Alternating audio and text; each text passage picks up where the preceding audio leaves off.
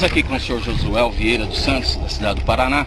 Inclusive ele tem umas declarações, umas informações importantes para dar sobre líderes da entidade Congregação Cristã do Brasil, onde houve várias denúncias, e ele está dando algum esclarecimento aqui. Nós vamos começar conversando com ele sobre uma comissão que existe. Ela é formada por pessoas importantes, e eu queria saber o que é essa comissão, senhor Josué? Essa comissão é uma comissão voluntária formada por vários profissionais do direito, dos próprios membros da congregação. Não tem vínculo com o ministério, é uma comissão voluntária, formada por vários advogados, juiz, promotor, delegado de polícia, agente policial, e também temos alguns auditores também. Quando ela foi formada? Ela foi formada em 2005. Somos todos crentes, nascidos na graça, procuramos dar um fiel testemunho. E sobre a minha pessoa, se alguém quiser saber do meu testemunho, liga hoje para o estado do Paraná, para a cidade de Nova Esperança, fala com o Irmão Souza, o ancião mais velho do estado, que hoje é o ancião presidente do conselho do estado do Paraná, que preside a reunião, e pergunta sobre a minha pessoa, sobre o meu testemunho. Eu carrego o cargo sobre o meu testemunho e sobre quem sou eu. Nunca falei mal das pessoas sinceras. A gente tem falado e provado sobre os corruptos, sobre os criminosos. A gente tem falado e estão procurando processá-los, sim. E eu queria saber sobre apropriação indébita. Descobriu algumas cidades que teve algum problema sobre isso. O que você diz? Vários crimes de apropriação indébita. Vários crimes, isso mesmo. O primeiro crime que foi denunciado foi no estado do Paraná, na cidade de Astorga. Houve uma apropriação indébita do Caixa da Obra da Piedade, que é o Caixa da Assistência Social das pessoas carentes. Depois houve um caso também em Sorocaba, de apropriação indébita. Votorantim. Houve também um caso de apropriação indébita no Brás, era do fundo BIP. E Cascavel também está em investigação e estão investigando. O que eu vi também é sobre uma acusação que o senhor Jorge Cury levantou contra o ex-presidente do Conselho, José Nicolau. O que você sabe disso? Foi um crime macabro. Na época, o José Nicolau era o presidente do Conselho de Ancião e o senhor Jorge Cury era o adjunto dele. E houve uma invenção de uma falsa repórter, onde formaram uma armação contra o senhor José Nicolau, usando dois moços, o Mário e Lúcio, para acusar o José Nicolau que teve caso com eles. Foi uma montagem, isso não é verdade, isso é mentira. Inclusive falei com essa repórter, o nome dela é Adriana Guidolin, tem o telefone dela, o endereço dela, o e-mail dela. Inclusive no dia que eu falei com ela, eu falei, o José Nicolau não é aquilo que falaram. Ela assustou, porque ela nunca conversou com o José Nicolau. Ela nunca conversou, ela não conhece ele, não sabe que ele. Foi uma montagem. Isso aí na época foi levado ao conhecimento que quem era o presidente era o senhor Basílio Zitti, e ele fez um julgamento precipitado, afastando o senhor José Nicolau do Conselho de Ancião. O senhor Jorge Cury, automaticamente, como era o adjunto, assumiu no lugar dele. Mas o Basílio Zitti, ele reconheceu e prometeu rever o caso na Assembleia Geral do ano de 2002. Aí foi quando veio o segundo plano, que foi o plano do senhor Jorge Cury, usando o senhor Sérgio, que frequentava a casa do senhor José Nicolau, para acusar ele que teve caso com ele.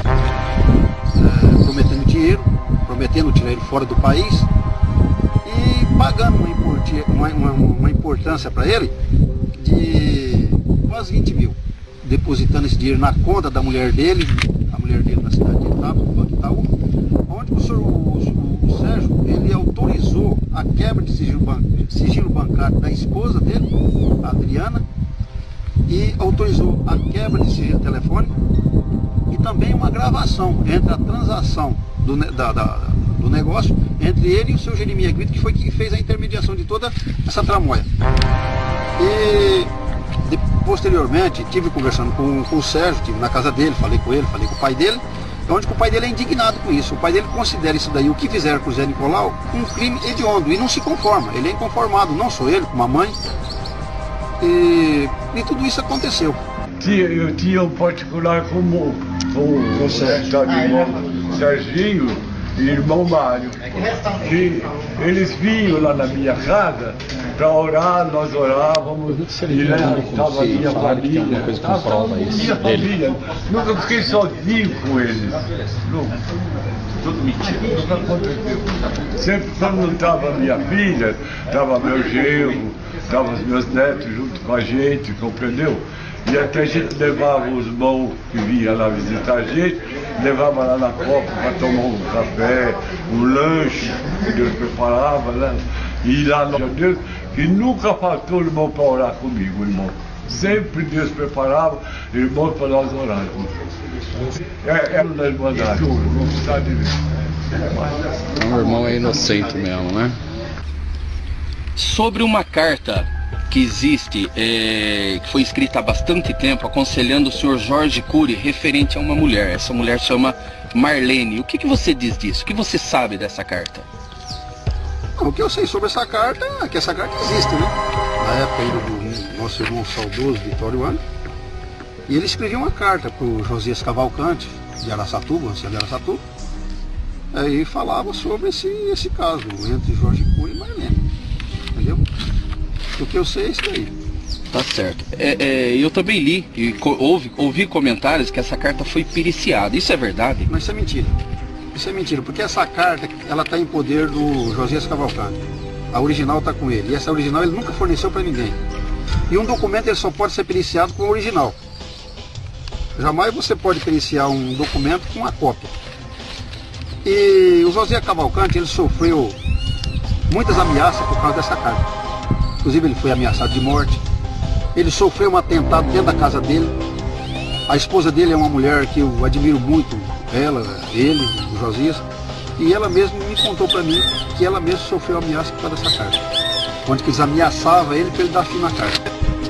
O senhor Sebastião Idalino, segundo eu sei, o homem casou aqui no Brasil, largou da esposa, arrumou outra esposa, casou fora do Brasil, continua no ministério, porque segundo o estatuto não pode isso, né? Segundo a Constituição da Igreja. O que você fala sobre isso?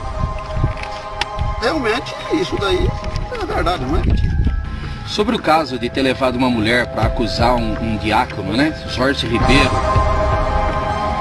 E essa mulher logo depois dessa reunião aí escreveu uma carta. O que você sabe sobre isso? Ela inocentou mesmo o acusado? Como que foi?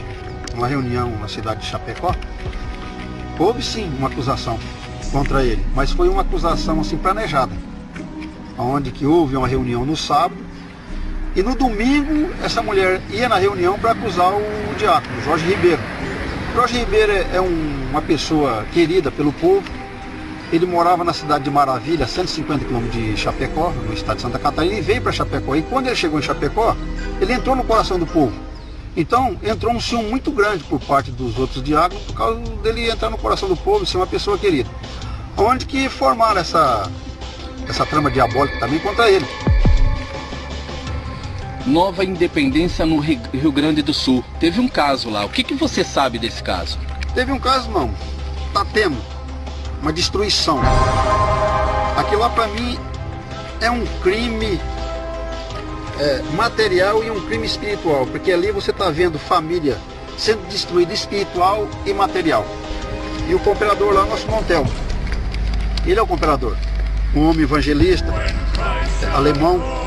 E ele evangelizou muito alemão ali na região e os alemãos batizou, se converteu. Um povo fervoroso, crente, animado. Mas houve uma acusação contra ele, uma acusação que não procede, não tem procedência. Ele teria 3 CPF. Esses 3 CPF ele usava para fazer, vamos dizer, fazer xuxa, fazer coisa errada, fazer empréstimo, sendo que isso aí não é verdade. É acusação contra